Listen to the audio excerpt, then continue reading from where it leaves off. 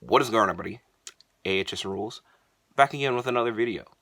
And I'm here for another Ring of Honor TV review, the 47th episode of this Honor Club era.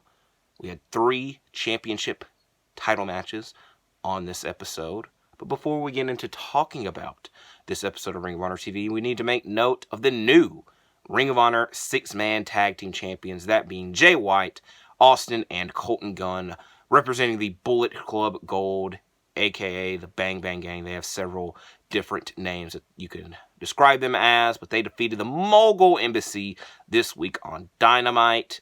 And after the matchup, a bit of a tease of a forming of a super group with the Acclaimed and Daddy Ass Billy Gunn, or better yet, a tease of a 6-man tag team title versus trios tag team title matchup in the future.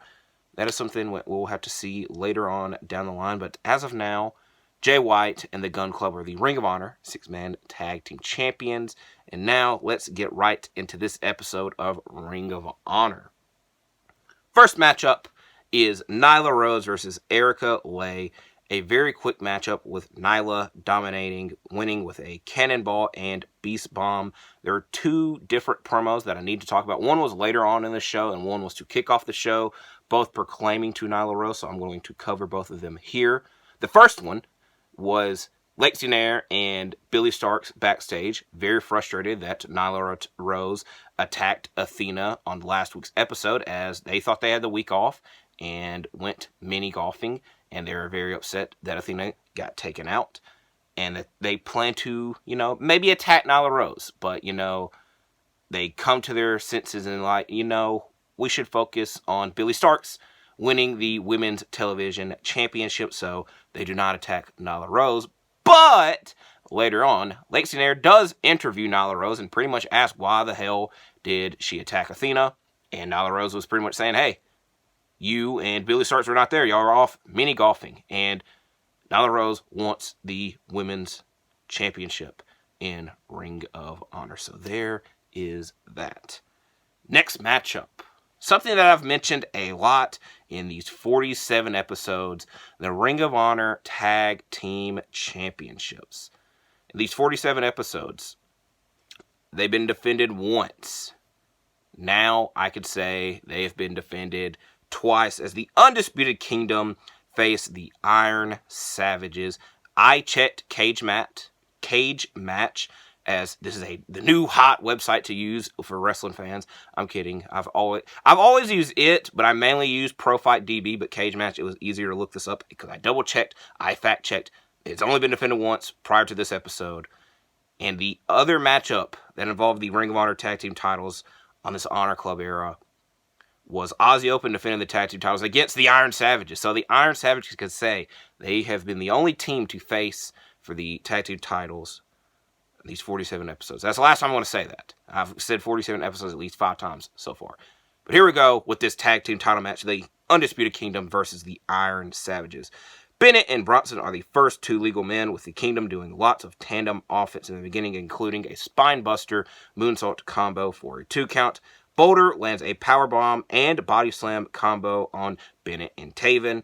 Bronson kicks out of a running knee from Taven, but could not kick out of a spike power driver, leading to the Undisputed Kingdom retaining the Ring of Honor Tag Team Championships. Next matchup, a very big matchup, one that I will probably put in the thumbnail of this video.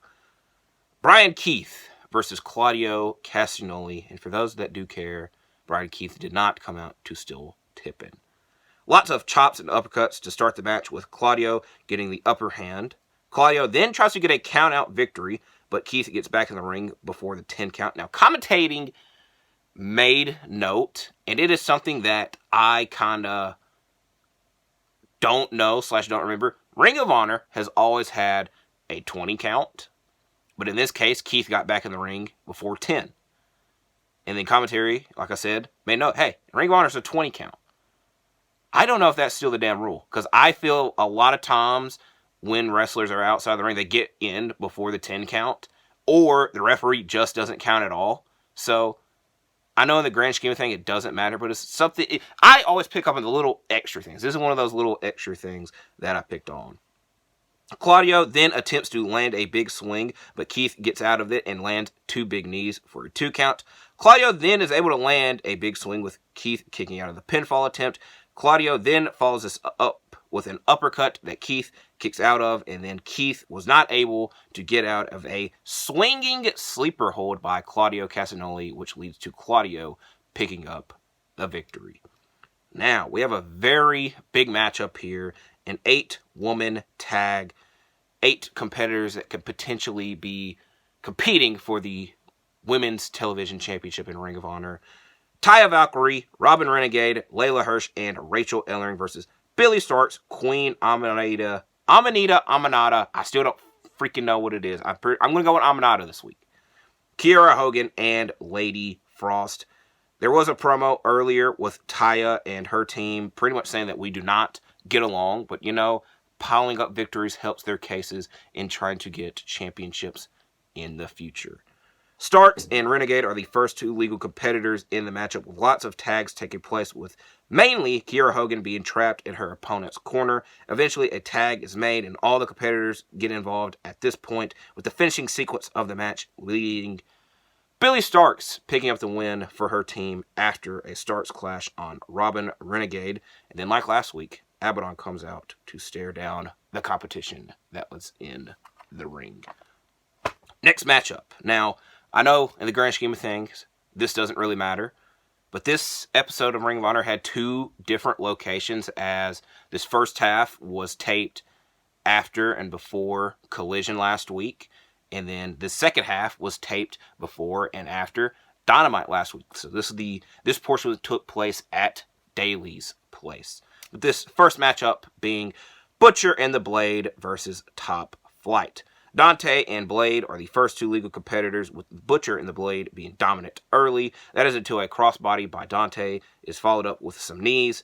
Butcher and Blade land a suplex crossbody combo for a 2 count, and then Top Flight land a super kick flatliner, followed by a frog splash to pick up the victory.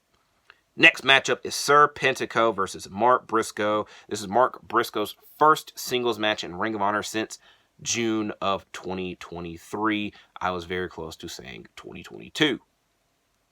Kind of a one-sided matchup in the beginning with Mark having the upper hand until Serpentico lands a cutter. This is followed up by a chop exchange between the 2, with Mark getting the upper hand as he is the master of redneck kung fu. Mark lands his big drop kick to the outside. Serpentico fights out of a Jade Driller attempt to land a flatliner, but Mark is still able to hit the Jade Driller and pick up the victory after the 3 count. Next matchup, very, very quick. Diamante versus Dream Girl Ellie. Diamante immediately attacks and quickly wins the matchup with a Dragon Sleeper. I think this match went like 40 seconds maybe. Now, we have another backstage interview. Johnny TV is interviewed, and Lexington just straight up asks, hey, do you still not want to face Dalton Castle? And he says no, he does not want to face him.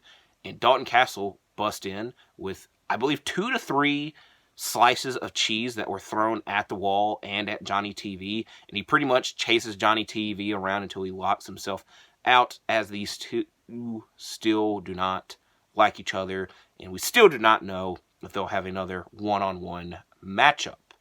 Next matchup for the Ring of Honor Television Championship, Kyle Fletcher versus the second ever man to hold the Ring of Honor Television Championship, Christopher Daniels.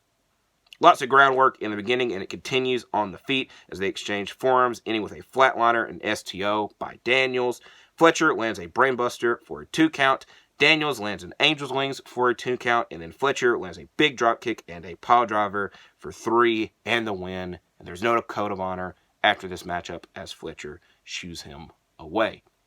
Speaking of the television championship, Ethan Page is interviewed, as he has been on a roll in his last couple of matches in Ring of Honor, but the main goal is to become a champion in 2024. He has made promises, and that is the promise, and the goal that he has his eye on is the television championship. And he mentions that he respects Kyle Fletcher because he knows Kyle Fletcher is a part of the Don Callis family, but thus far in his Ring of Honor matches, none of the Don Callis family ever comes out with him. So he respects that out of him. As now we get to our main event matchup for the AAA Mega Championship. El Hijo del Vinkingo defending against Action Andretti. Lots of pins from both to start the bout, then followed by lots of Hurricane Ranas and leapfrogs from both. Both exchange suplexes with Vinkingo's landing a 2 count. Vinkingo then hits a springboard moonsault for a 2 count. Vinkingo then lands a moonsault to the outside, and Andretti recovers with a tope suicida to the outside. Andretti is then powered up by water as he does his little quick water trip. Now, as a water drinker, I take my time drinking water, but you drink water. This water trick lands him into landing a standing shooting star press, and then soon after this, both men exchange different roll-up variations with Andretti's not working out, because it was Vinkingo's that worked out, as Vinkingo wins the match with a roll-up. Ending this 47th episode of Ring of Honor. I know I mentioned like 5 minutes ago I wouldn't say that again, but I did, but it was at the very end. So, like I said, this was a very good episode of Ring of Honor. I am intrigued to see what takes place next week, obviously. So, you should more than likely see me here again with several other videos. But, if you check me out on Fridays, it would be an ROH TV review. So, thank you for watching this. Stay safe, like and subscribe, and I'll see you in the next one.